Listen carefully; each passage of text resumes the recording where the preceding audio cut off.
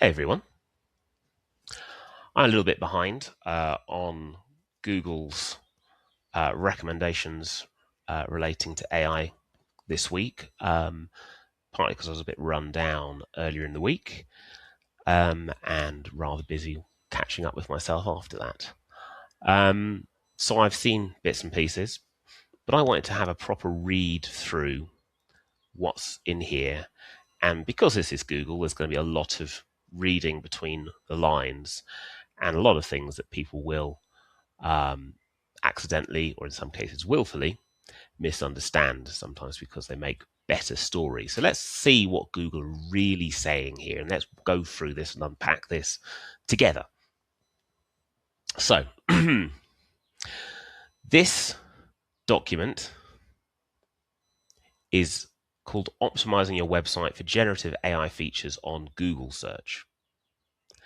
It's not about other LLMs based on this title. We haven't gone any further, but it's not purporting to be about other LLMs, and it's not claiming to be about Google offerings such as Gemini.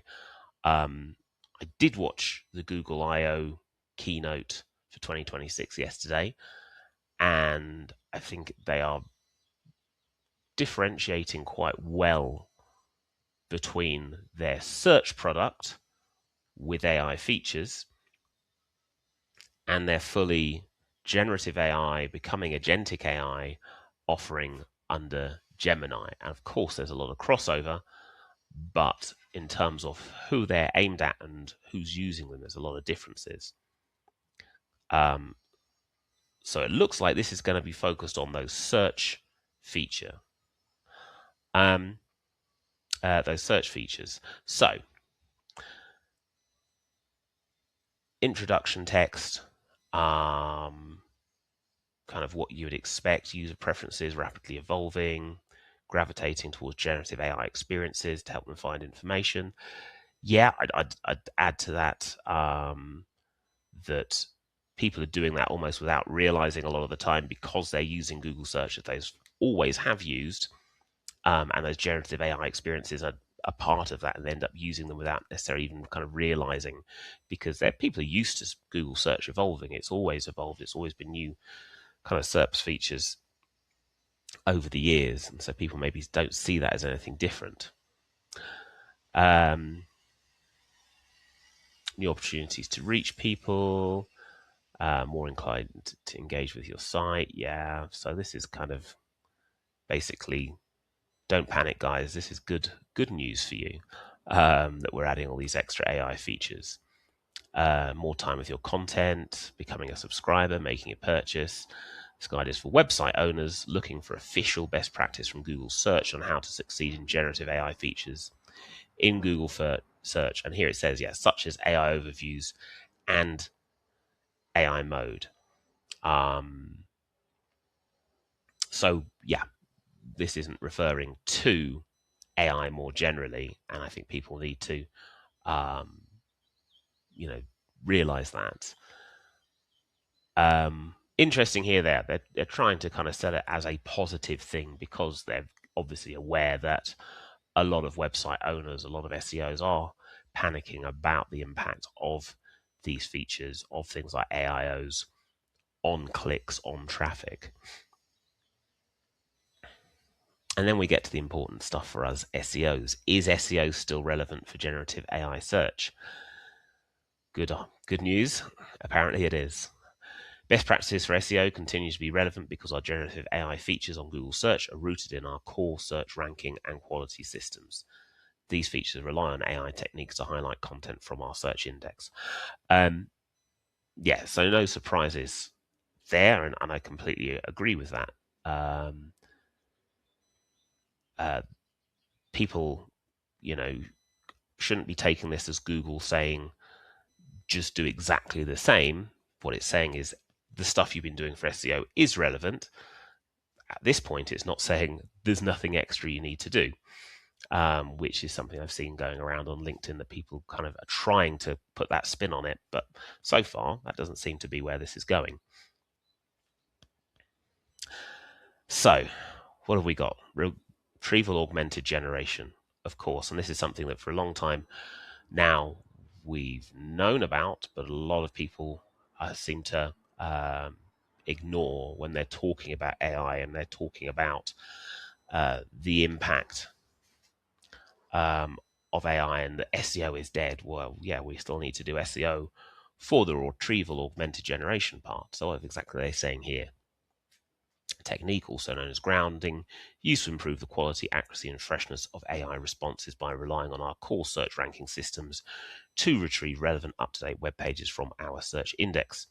Our systems then review the specific information from those retrieved pages to generate a more reliable and helpful response, showing prominent clickable links to relevant web pages that support the information in the response. Yeah. So obviously Google here are just talking about their own systems and the importance of RAG to their systems. We should know that search is an important step within the kind of how RAG is done by other LLMs as well. But for now, we're focusing on Google, and you're then giving a clear indication here that they're still using that search index. We still need to be in that search index. It's not quite the same as for LLMs like ChatGPT and Claude and so on, which are looking at results from other search engines and are seeing maybe the top 10, in some cases the top 30 results, and deciding which of those to then look at in more detail. But if we're not coming up well within search results within Google, then we're clearly not seen as a relevant page, as a high quality page, fresh page here that can be used for those AI responses. And query fan out is more important for AI mode, but let's see exactly what Google say. A set of concurrent related queries generated by the model to request more information and fetch additional relevant search results to address the user's query. For example, if the original user's query is how to fix a lawn that's full of weeds, fan-out queries might include best herbicides for lawns, remove weeds without chemicals, and how to prevent weeds in lawn. And if you are using AI mode will do this in the background for, in some cases, as many as 100 additional queries that are being searched for in the background to find relevant content to give as answers. And again, you have to be there within those search results. There's still a search result, even if you're not seeing that search result as a user. There's still a search result being used by the AI. So nothing we shouldn't already know here, but I think Google doing a good job here of trying to bust some myths that SEO isn't relevant and we don't need to worry about rankings anymore. Being in the index, being SEO friendly, being seen as good quality content, and being within those queries for the query fan out, still just as important. So nothing here so far that I'd say like, oh, well, Google are pulling the wool over our eyes or trying to gaslight us here. What about AEO and GEO? AEO stands for Answer Engine Optimization and GEO for Generative Engine Optimization. These are both terms you may see used to describe work specifically focused on improving visibility in AI search experiences. From Google Search's perspective, optimizing for generative AI search is optimizing for the search experience and thus still SEO. This is one that I've seen this piece copied and misinterpreted within the last few days. Google are saying that these things still count as SEO as you're still optimizing for a search experience. What they're not saying is that for AI search, you're going to do exactly the same tactics that you were doing previously for SEO.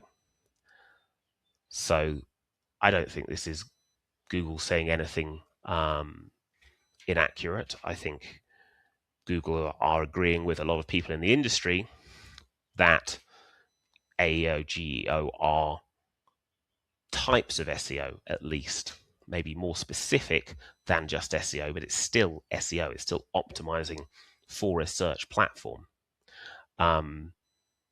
That's Google's opinion. That's, matches my opinion. I know some people kind of see it as a little bit different. And I think as things evolve, there will be more different AI platforms where people are doing things that'll go a bit beyond search, such as, optimizing for fully agentic AI within LLMs, where it's not that we're getting them to search necessarily, we're just getting them to do things for us. And search may be a part of that. But for now, and for what this piece of content is relevant to, and for what most people mean when they're talking about AEO and GEO, yeah, it is the same. So I don't think there's anything controversial there. And really, really, to be clear here, Google aren't trying to tell us that the tactics are the same. They're just saying that AEO and GEO still count as search optimization. Apply foundational SEO best practices to generative AI search. Okay, so this should be an interesting section. This section focuses on reframing SEO best practices to understand what matters most to AI systems today and how you can implement them in the context of generative AI search, and ultimately with the goal of improving your website's visibility in both generative AI search experiences and Google search overall. Yeah, nothing controversial there, right? Create valuable non-commodity content for your audience. Yeah, I mean, that is a foundation of SEO and is still what we need to do now, right? Creating content that people find unique, compelling, and useful will likely influence your website's presence in generative AI search in the long run more than any of the other suggestions in this guide. While unique, valuable, good content can mean different things to different people, content like this generally shares some common attributes, such as providing a unique point of view. Okay, I'm not going to go for every single one of these and read every single one out. Providing a unique point of view. Yeah, that's, experience and expertise part of EAT. Already part of search. We also knew it's, useful for AI as well. Creating something that AI can't just create itself, that it can't get from somewhere else, that kind of unique experience. Creating non-commodity content that's helpful, reliable, and people first. Yeah, basically the opposite of advertorial kind of stuff that really tries to be useful, not just trying to sell a product. Yeah, so what's the example here? Commodity content, something like 7 tips for first-time home buyers, often based on common knowledge. Could originate from anyone. Yeah, so I see it's kind of, focusing more on content that just anybody creates and has been done before and, done to death, really. So like that, I guess is the flip side of the previous point. It's about adding something extra, adding extra value, which can be a unique point of view, can be real world expertise that other people don't have. Organizing content in a way that helps your readers, write it for a human audience. Content is well written, easy to follow. Organization tips there. So all stuff we should be doing already. And yeah, the AI powered, Google search algorithms now, whether it's picking content to show in the traditional results or within AI overviews or AI mode, is able to understand content much more like a human than ever before, and that's been improving for a long time. So this is just a continuation of that. Focus on what users want and avoid overdoing it. Yeah, understand the intent, match the intent, rather than, telling them what you want to tell them what they need to know, and these are all basics of SEO, which are even more important, if anything, now. If you're using generative AI tools to assist in content creation, be sure that your work meets the standards of the Search Essentials and our spam policies. For more details on our approach, see our guidance on AI-generated content. So not saying don't use AI to assist you in content creation, but follow these policies. And you're not going to be able to create things like that unique point of view, unique experience using AI on its own, because AI is going to be great for creating this commodity content, which everyone else has done before, because it will look at what's been done before and it will just regurgitate what's already there, and it will struggle to add any additional value to that. But it can help you out with research and with writing of content where you are adding experience and expertise. You can simplify your approach by focusing on one core principle. Focus on what your visitors would enjoy, find helpful, and feel satisfied with after visiting your website. If you're ever unsure about a decision for your site, ask yourself, is this content that my visitors would find satisfying? So basically, match intent. They're not saying match intent, but they mean match intent, really, right?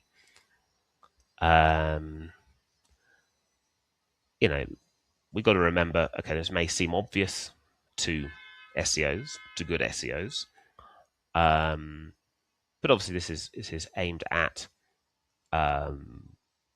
website owners, not necessarily experienced SEOs. So I think that's all good advice, all good solid advice in that section there.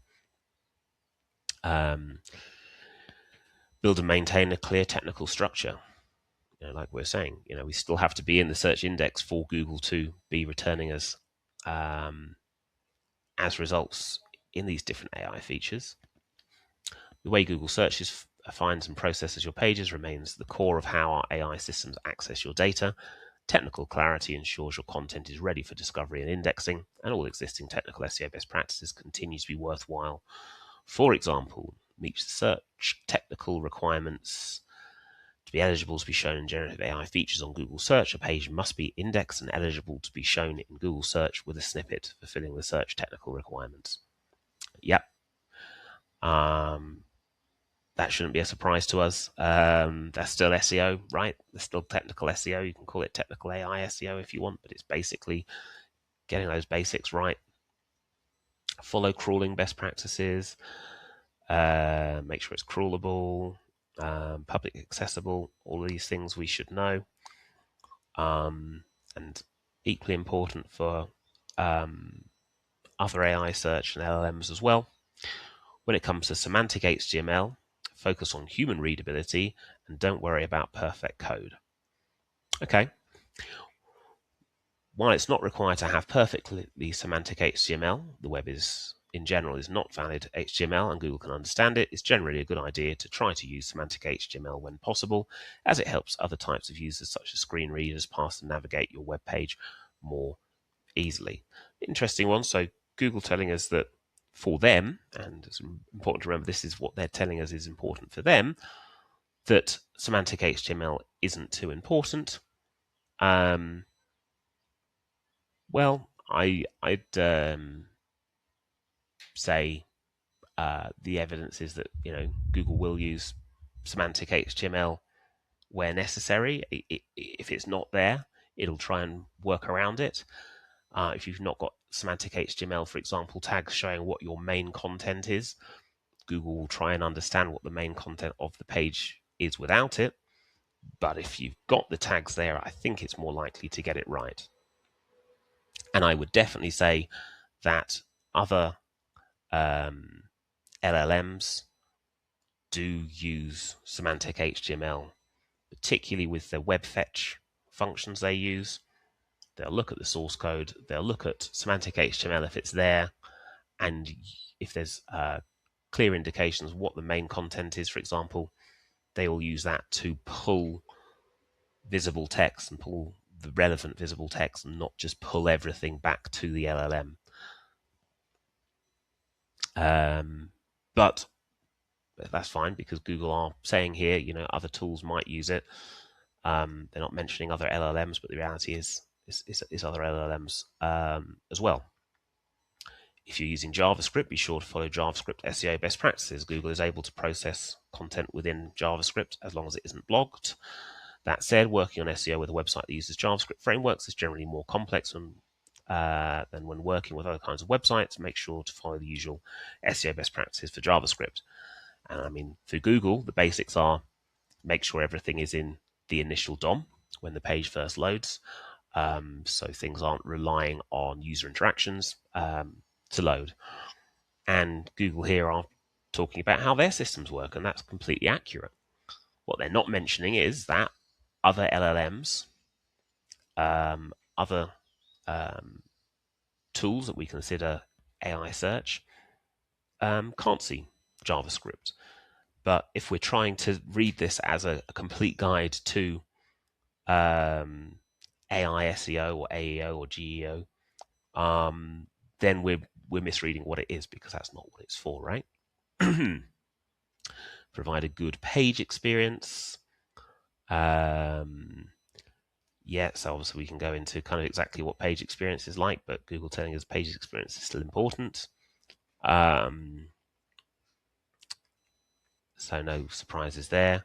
Reduce duplicate content. Having duplicate content can be bad user experience, and search engines might waste crawling resources.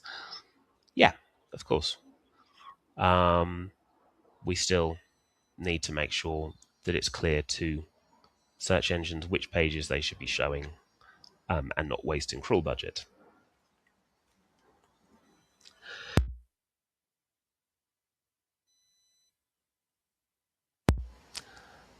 Okay, optimizing for local business and e-commerce details. So you might expect Google to be saying a little bit more about UCP here, and maybe that will be the next update, unless it's hidden somewhere else. But they're talking about Merchant Center and Google Business Profiles being important, and being visible in AI responses. Yeah. The more I'm reading through this, the more I'm feeling like, as SEOs, we shouldn't need this, and there shouldn't be any surprises here. And this is a good resource for site owners, to be getting guidance for what to do for getting visibility in Google Generative AI features, and nothing more. So maybe people have lost their heads about this a little bit too much, and try to make a story out of this that isn't actually that interesting for us who've been working this for a while, who've been doing AI SEO for a year and a half already. Okay, myth busting, generative AI search, what you don't need to do. Okay, maybe this is going to be the controversial stuff. As generative AI search evolves, so have the theories and practices, and sometimes the misconceptions surrounding it. While terms like answer engine optimization or generative engine optimization, GEO, are common online, many suggested hacks aren't effective or supported by how Google search actually works, Okay? Not Gemini, not ChatGPT, not Claude, how Google search actually works. Okay, so let's bear that in mind. To help you focus on what matters for your website's visibility, we've collected some of the most prominent topics circulating the internet around generative AI and Google search. Here are a few things you can ignore for Google search. Again, making it clear it's Google search. LLM.txt files and other special markup. You don't need to create new machine-readable files, AI text files, markup, or markdown to appear in generative AI search. Note that Google may discover, crawl, and index many kinds of files in addition to HTML on a website. That doesn't mean that the file is treated in a special way. Okay, I think that's relatively clear, at least the first half. LLM's text is not important for Google search. Now, I personally don't think it's currently being used by any other LLMs, really. And the fact that Google or other LLMs may access those files doesn't mean that they're using them. And I think that's what Google are getting at with the second half of this. Just because they crawl and index your LLMs.txt doesn't mean that they're necessarily treating it as a directive in the way you think they might. Chunking content. There's no requirement to break your content into tiny pieces for AI to better understand it. Google systems are able to understand the nuance of multiple topics on a page and show the relevant pieces to users. However, sometimes shorter or longer pages can work well depending on your audience and subject matter. There's no ideal page length, and in the end, make pages for your audience, not just for generative AI search. Yeah, so you've got to make pages based on what we're talking about earlier, matching user intent. Chunking, does it work for other LLMs? We know that Perplexity will break up a page and look at the most relevant chunks, not necessarily the whole page when coming up with answers. But yeah, I mean, Google here is saying, what are they saying? Tiny pieces? Is that how they put it? Yes, tiny pieces for AI. The reality is, if we're doing passage optimization, which is similar but maybe slightly different to chunking, I think that still works. And Google aren't necessarily saying don't do that. And when I talk about passage optimization, I'm talking about a section of a page that gives a very clear answer to a particular question, particular query, particular piece of information, and is easy for AI to understand and pick as being relevant to something and pull kind of key information from this. That's something we used to do for feature snippets and was very effective. And I think it's not as important now, but I think it definitely still can help. And I think crucially, it's important or useful for the audience still, particularly for using things like jump to links so that Google can link directly to a section of a page that it understands is relevant to a particular query more than the page overall. Obviously, that's not a AI thing as such. But I think this is definitely not saying don't do kind of the passage optimization, but it's also saying don't, for the sake of Google search at least, create chunks for the sake of it. But whether chunks work for other LLMs is another matter, which I think in general the jury's still out on a little bit. Rewriting content just for AI systems. You don't need to write in a specific way just for generative AI search. AI systems can understand synonyms and general meanings of what someone is seeking in order to connect them with content that might not use the same precise words. This means you don't have to worry that you don't have enough long tail keywords or haven't captured every variation of how someone might seek content like yours. Again, this is another one where maybe we do need to read between the lines a little bit. I think Google, are worried about people basically kind of going back to what happened in earlier times of SEO and keyword stuffing, not necessarily with the same keyword, but with different variations. Yes, Google can understand content now, and it can understand semantic relevancy. However, I think that if you've got content that is written to be semantically relevant, where you use more specific references to things that are relevant to the topic that you are trying to indicate that your content is related to, rather than using it and that and what little words like that, if you kind of add in some semantically relevant specific terms, and you have longer content that is, gives more indication that the page is definitely relevant to the topic you're saying it is, I think that's still important for traditional search. And I think that's also going to help LLMs review something and get more certainty over what it's about and what it means. And the great thing is, this also can make content better with more clarity for users as well. So I think you only really need to worry about this if you're creating content that doesn't read properly, doesn't read well for a human user because you've optimized it for AI. But if you can write semantically relevant content, very clear content, be very clear about what you're referring to within different sentences, different paragraphs, I think that helps everybody. Seeking inauthentic mentions, just like the rest of Google search, our generative AI features can show what's being said about products and services across the web, including in blogs, videos, and forum discussions. However, seeking inauthentic mentions across the web isn't as helpful as it might seem.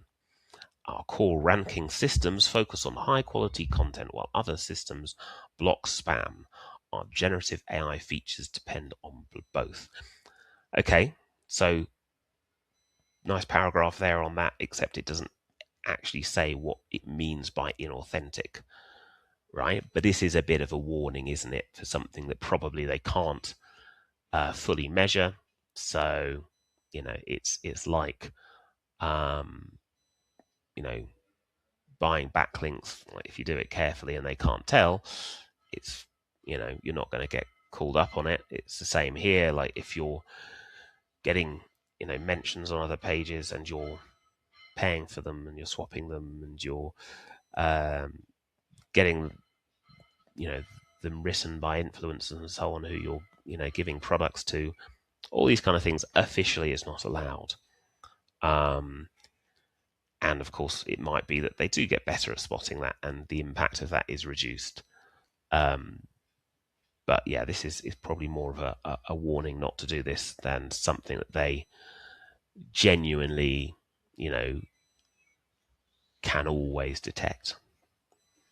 Being careful what I'm saying there. I don't want to give people advice that they're then going to get in trouble, because, this is a warning, and like other warnings from Google in the past, just because they can't detect and aren't punishing you for doing things now doesn't mean they won't in the future. So another one, to be smart with that in the same way you would be with building links. Over focusing on structured data. Structured data isn't required for generative AI search, and there's no special schema.org markup you need to add. However, it's a good idea to continue using it as part of your overall SEO strategy, as it helps with being eligible for rich results on Google search. So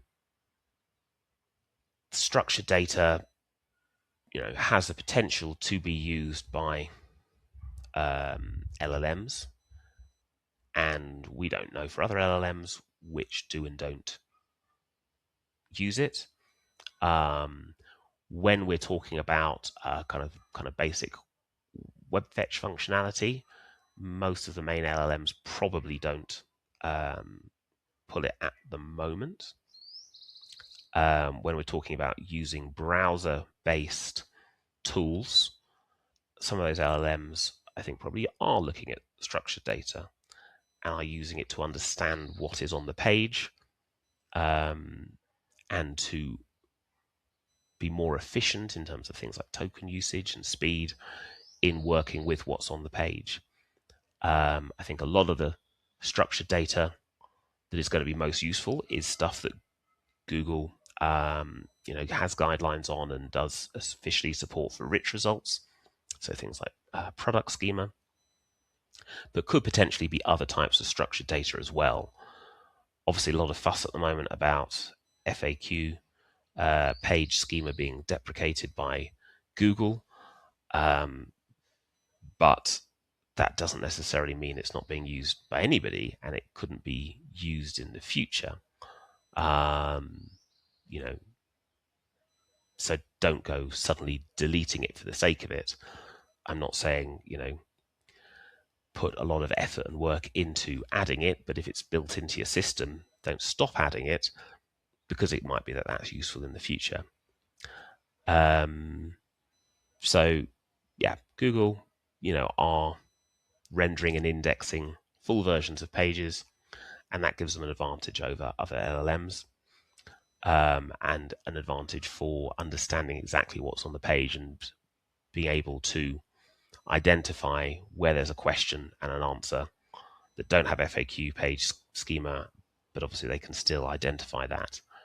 And they don't need to do that in as a quick and efficient way as tools using browser-based tools like things like Comet browser and Atlas browser and Claude and Chrome extension need to do. So don't suddenly start deleting your structured data. And of course, there's nothing here indicating that adding structured data does any damage. But they're not.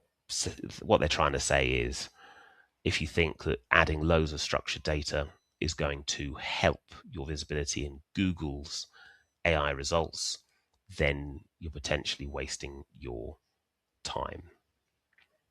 But they could have made that clearer when they say generative AI search here, that they are specifically referring to Google generative AI search.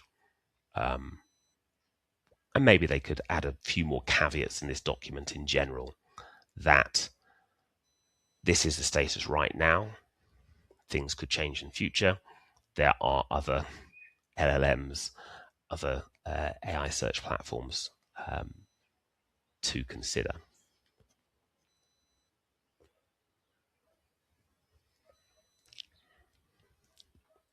Okay, last few bits there. I think we've gone through the meat of this. Explore agentic experiences. AI agents are autonomous systems that can perform tasks on behalf of people, such as booking a reservation or comparing product specifications. These agents can take many forms. For example, browser agents may access your website to gather the data they need to complete these tasks, such as analyzing visual renderings like screenshots, inspecting the DOM structure, and interpreting the accessibility tree. Okay, that goes back to what we were just talking about. So that's the point where potentially they are seeing the structured data and using it. And this does seem to be more generally about AI agents. And Google mentioning yesterday in the Google I/O 26 keynote that agentic features are going to be baked into the AI search experience.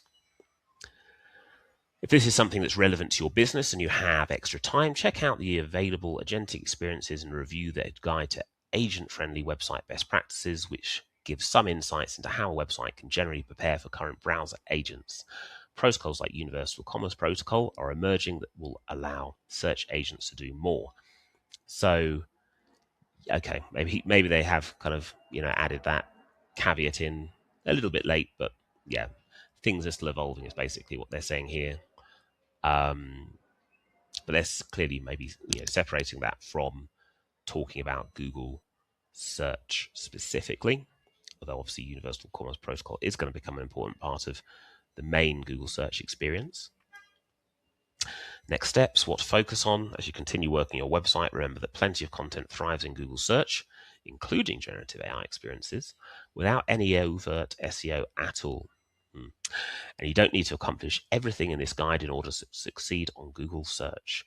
To recap, here are the key takeaways from this guide. Apply SEO best practices to generative AI search. Create non-commodity content that's helpful, reliable, and people first. Prioritize effective SEO strategies over AEO, GEO hacks. Explore agentic experiences. Stay informed and ask questions. Some more links to more resources there.